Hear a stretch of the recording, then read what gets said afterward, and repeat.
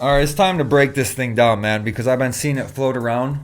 I mean, like every day, and every time I see it, I stop scrolling and I just stare at it and admire the beauty because this thing is absolutely insane. This is Mike Portnoy's drum kit with Dream Theater, and I'm not gonna lie, guys, I'm not a huge Dream Theater fan.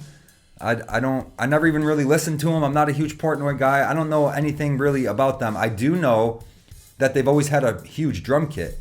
That's the one thing I know about Mike Portnoy. He's always got a massive drum kit, brother. But has he done this in the past? This is 2 drum kits.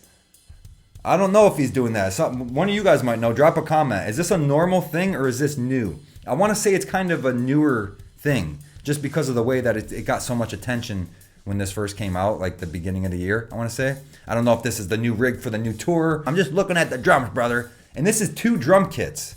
So when you look at it, you see 2 snare drums, right? Look at the left side snare drum. This is a whole drum kit to the left here. We got 2 bass drums, and he's playing both those bass drums, which is interesting because a lot of people will just have a double pedal there. They'll have 2 bass drums, but they're only playing the one.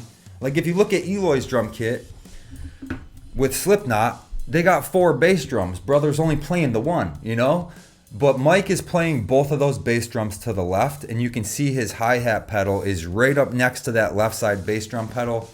That's professional. I mean, it's Mike Portnoy. It's this Dream Theater. I wouldn't expect it to be 6 feet away like some of your guys' drum kits when I'm rating your drums.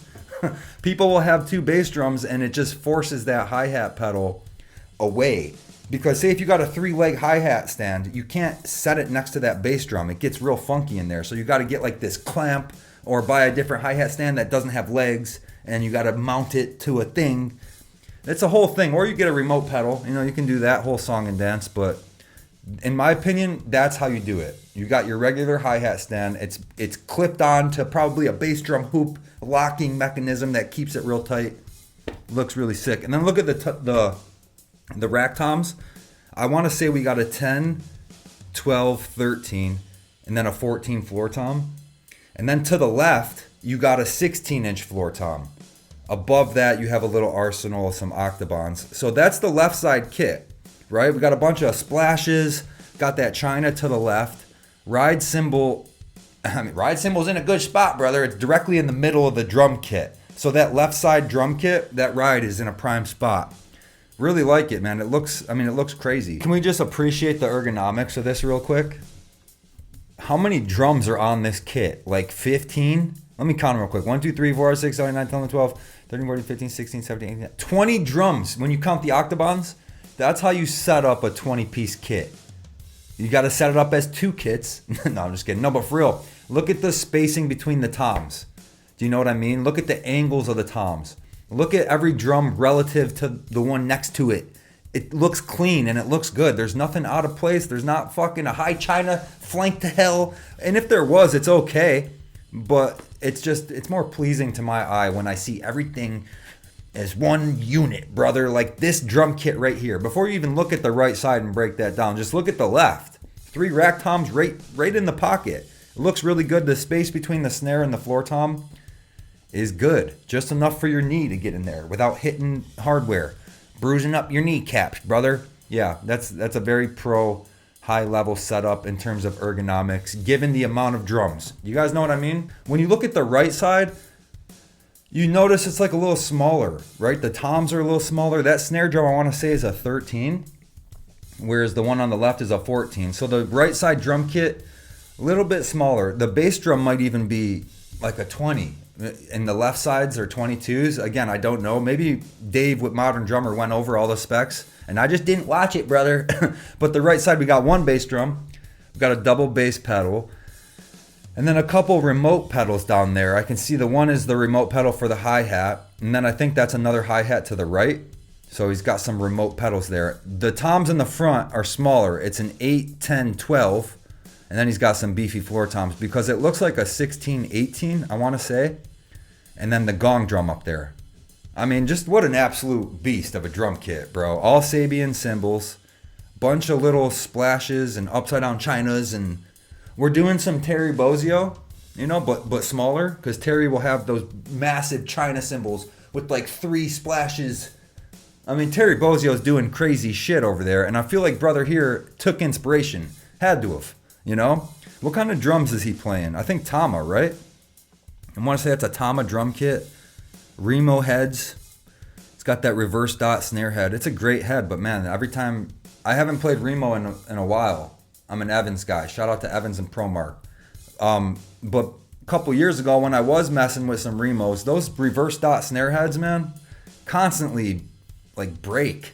Like the black dot falls apart every time I hit it. I don't know, it's crazy. I think a lot of people have had bad experiences with Remo's quality control over the past like 5 years.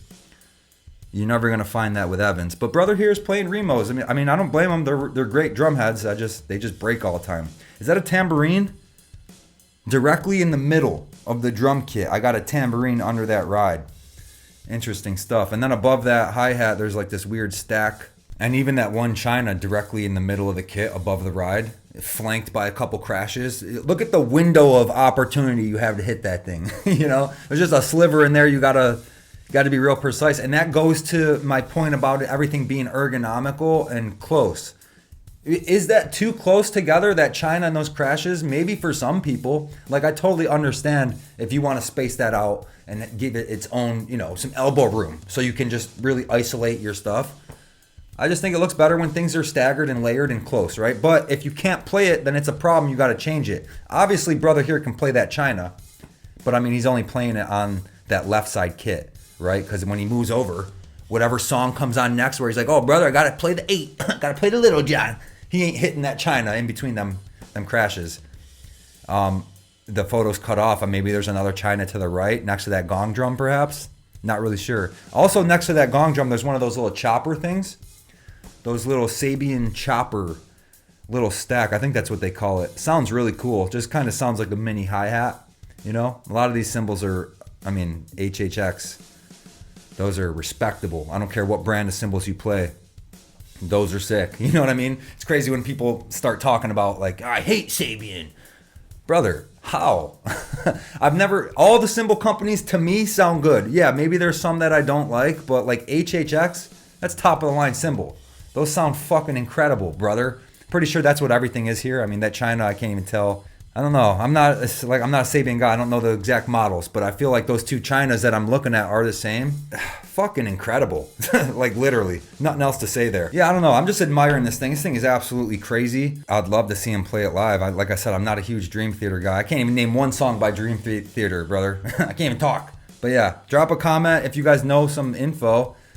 And let me know if you want me to break down or look at some other drum kits. Leave a comment with a famous drummer, and we'll make another video and we'll check out his drums. And until then, I hope you guys have a good day and enjoy this beautiful beast of a drum kit from Mike Portnoy. I'll talk to you guys soon. Peace out.